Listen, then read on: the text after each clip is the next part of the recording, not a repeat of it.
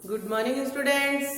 आज हम कक्षा 2 विषय हिंदी व्याकरण का पाठ 8 सर्वनाम का अध्ययन करेंगे।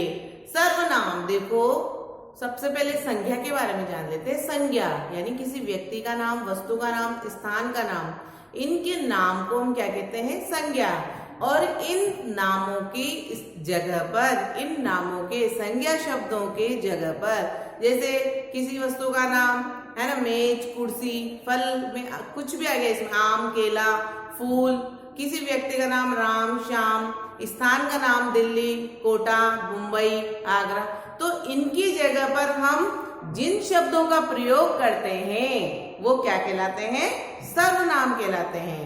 ठीक है बच्चों, तो क्या कहलाते हैं? जैसे उदाहरण देखो, क्या है? तो सर्वनाम किसे कहते हैं? जो शब्द संज्ञा, संज्ञा का अर्थ क्या होता है? नाम। क्या होता है संज्ञा का अर्थ? नाम। नाम के स्थान पर प्रयोग किए जाते हैं वो क्या कहलाते हैं? सर्वनाम कहलाते हैं। ठीक है, अब यहाँ पर देखो मैंने उदाहरण दिया है, ये राम। राम क्या है? किसी व्यक्ति का नाम है ना। व्यक्ति में बच्चा भी आ गया, लड़की भी आ गई, लड़का भी आ गया, सभी आ गए। ठीक है, तो किसी व्यक्ति का नाम। अब यहाँ पर देखो मैंने, राम एक अच्छा लड़का है, राम कक्षा 2 में पढ़ता है, राम को पढ़ना पसंद है, राम के पापा डॉक्टर है, राम का मित्र श्याम है। क्या हो रहा है इसमें? राम राम राम राम राम कितनी बार आ रहा है?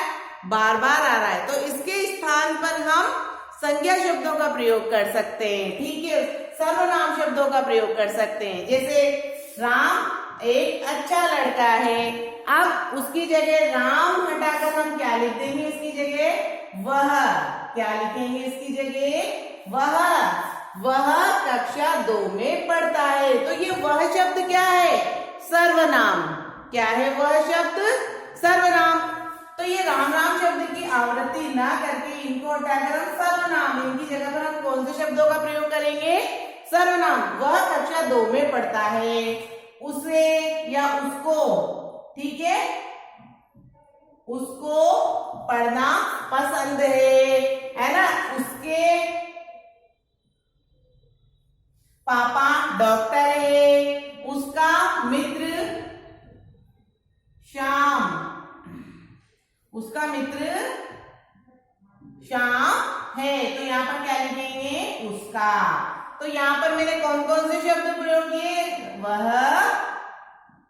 उसका, उसको, उसके और उसका। तो ये सब क्या है? वह, उसको, उसके, उसका। ये कौन से शब्द कहलाते हैं? सर्वनाम शब्द। कौन सा शब्द कहलाते हैं? सर्वनाम शब्द। ठीक है,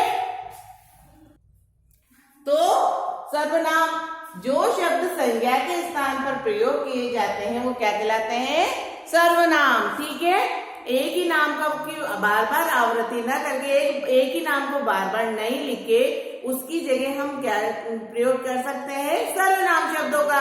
अब सर्वनाम शब्द कौन कौन से होते हैं? जैसे मैं, आप, तुम, मेरा, आपका, उसका, कोई, है ना, कौन, है ना, तुम्हारा, इन्हें, उन्हें। ये सब क्या है? सब शब्द सर्वनाम शब्द कहलाते हैं। और जब हम हिंदी भाषा में इनका प्रयोग करते हैं तो अलग अलग आधार पर करते हैं। ठीक है, अलग अलग तरीके से हिंदी भाषा में इनका प्रयोग किया जाता है। सबसे अब देखो, जैसे अपने लिए, हम स्वयं के लिए अगर सर्वनाम शब्दों का प्रयोग करेंगे तो कौन से होंगे? जैसे मैं, मेरी, मेरा, हम, हमारा, अपना।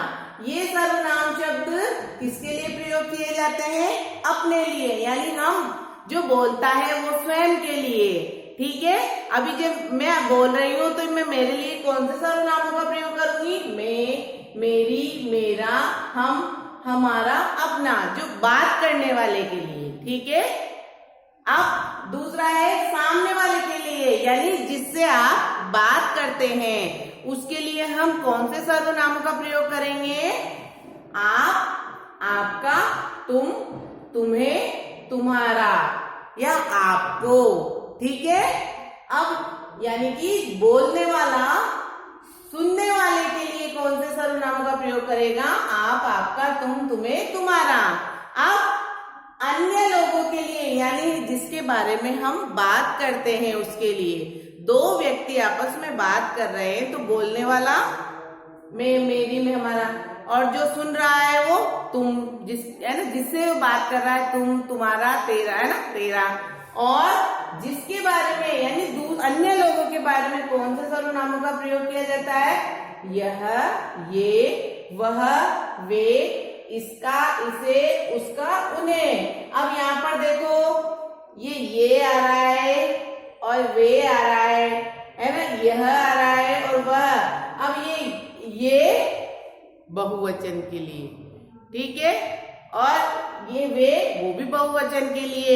लेकिन ये किसके लिए? जो आपके व्यक्ति या वस्तु पास हो उसके लिए ये, लेकिन वो बहुवचन हो, ठीक है।